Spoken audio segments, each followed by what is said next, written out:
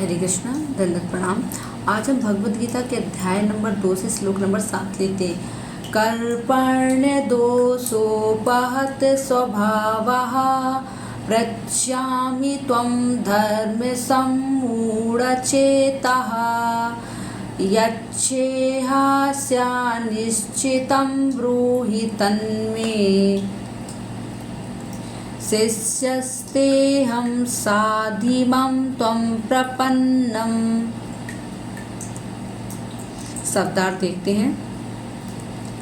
कर्पण्य कृपणता, दोष, दुर्बलता से उपहत ग्रस्त, स्वभावः गुण विशेषताएं, पृच्छामि पूछ रहा हूँ, त्वं तुमसे, धर्म सम्मूढ़ मोहग्रस्त, चेतः हृदय में, यत जो, श्रेया कल्याणकारी, इस यत हो, निश्चित विश्वासपूर्वक, ब्रूहि कहो, तत् वह, मैं, मुझको, शिष्य ते तुम्हारा, अहम मैं, साधि उपदेश दीजिए, मम मुझको, त्वम तुम्हारा, प्रपन्नम शरणागत। अन्वय। कृपाण दोष उपहत स्वभावः, वीर स्वभाव का परित्याग कर कायरता पूर्वक दोष से अभिभूत, धर्म सम्मूढ़ चेता, धर्म के विषय में मोहित चित्त वाला, अहम मैं, त्वम आपको, पृच्छामि पूछता हूँ, मैं, मेरे लिए, यत जो, श्रेय मंगलदायक, इस यत हो, तद वह, निश्चितम ब्रूहि निश्चय कर कहें, अहम मैं, ते शिष्य आपका शिष्य हूँ, त्वम आपके, प्रपन्नम शरणागत, मम मुझे, साधि शिक्षा दे। अनुवाद। अब मैं अपनी कृपाण दुर्बलता के कारण अपना कर्तव्य भूल गया हूँ और सारा धैर्य खो चुका हूँ। ऐसी अवस्था में मैं आपसे पूछ रहा हूँ कि जो मेरे लिए श्रेष्ठकर हो उसे निश्चित रूप से बताएं। अब मैं आपका शिष्य हूँ और शरणागत हूँ, कृपया मुझे उपदेश दें। अर्थ समझते हैं। यह श्लोक गुरु स्वीकार करने और गुरु की सेवा करने के सिद्धांत को प्रकाशित करता है। जैसा श्रुति कथन है कि तद विज्ञानार्थ सा गुरुम एवाभिगच्छेत समीत प्राणि श्रेयोत्रिया ब्रह्मनिष्ठम। प्रभु का ज्ञान प्राप्त करने के लिए एक हाथ में यज्ञ की लकड़ी अर्थात सेवा के दृष्टिकोण के साथ व्यक्ति को निश्चित रूप से उस गुरु के पास जाना चाहिए जिसे वेदों का ज्ञान है और जो ब्रह्मनिष्ठ है। मुंडक उपनिषद 1.2.11। आचार्य वन पुरुषो वेद। जिस व्यक्ति के पास गुरु होते हैं वह भगवान को जान पाता है। छंदोग्न उपनिषद 6.14.2। कपर्ण अर्थात वह व्यक्ति जिसके पास ब्रह्म ज्ञान नहीं, जैसा हम श्रुति वाक्य में देखते हैं। यो वा एद क्षरम गार्य विदित्वा सा कृपण।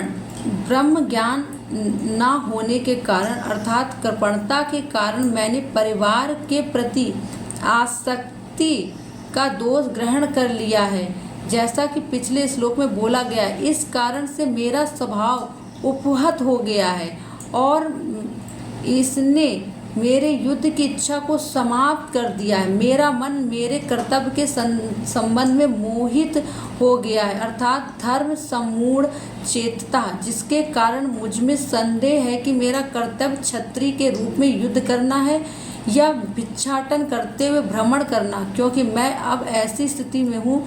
इसलिए आपसे पूछ रहा हूँ, आप सुनिश्चित करके बताएं जो मेरे लिए सर्वाधिक श्रेष्ठ का निर्णय करें। निश्चितम अर्थात वह उपदेश श्रेष्ठकर होगा यदि वह अभ्यास के द्वारा निश्चित रूप से फल प्रदान कर रहे अर्थात एकांतिकम और स्थायी फल प्रदान करे अर्थात जो प्राप्त होने के बाद परिवर्तित ना हो अर्थात आत्यांतिकम। श्रुतियाँ कहती हैं कि ज्ञान प्राप्त करने के लिए शरणागत होना होता है, जैसा पहले श्लोक में उद्धृत किया गया था।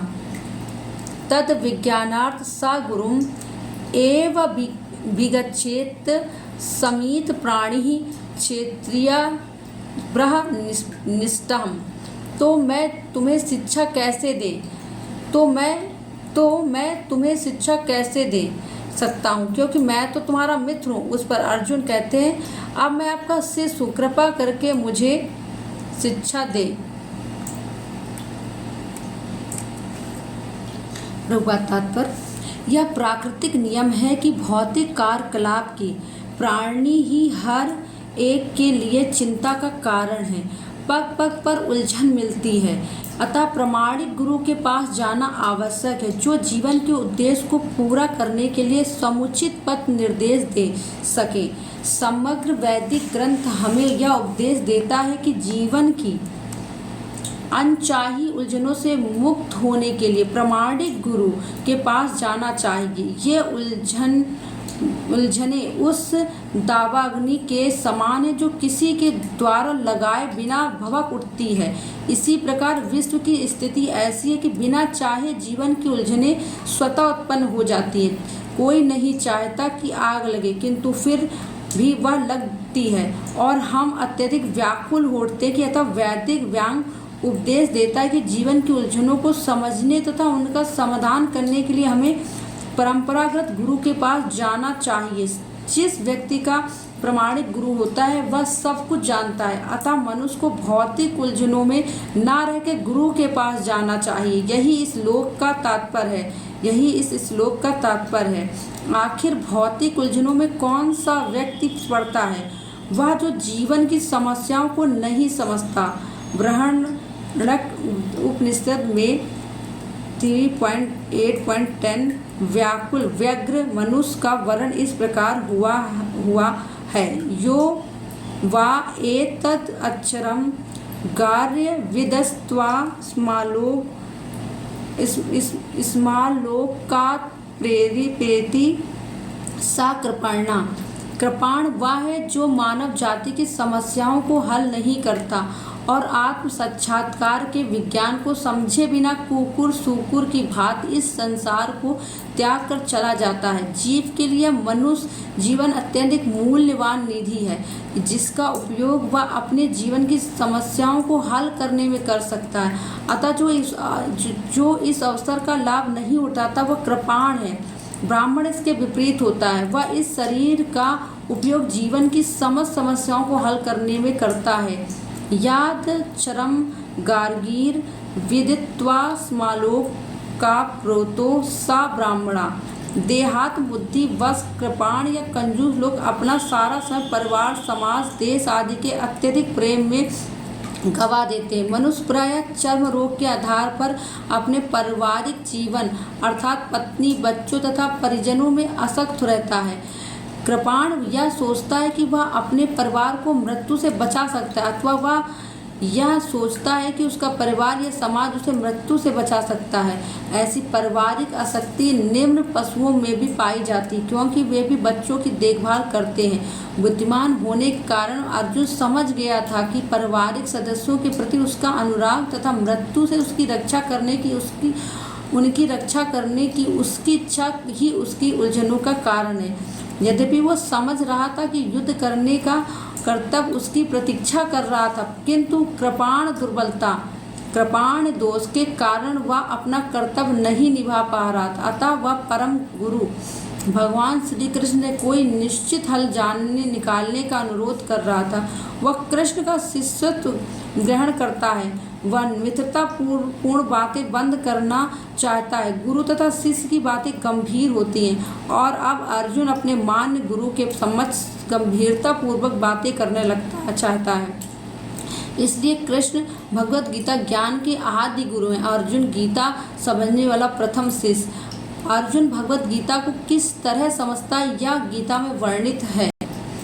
तो भी मूर्ख संसारी विद्वान बताते कि किसी को मनुष्य रूप कृष्ण की नहीं बल्कि अजन्मा कृष्ण की शरण ग्रहण करनी चाहिए। कृष्ण के अंतः तथा बाहर में कोई अंतर नहीं।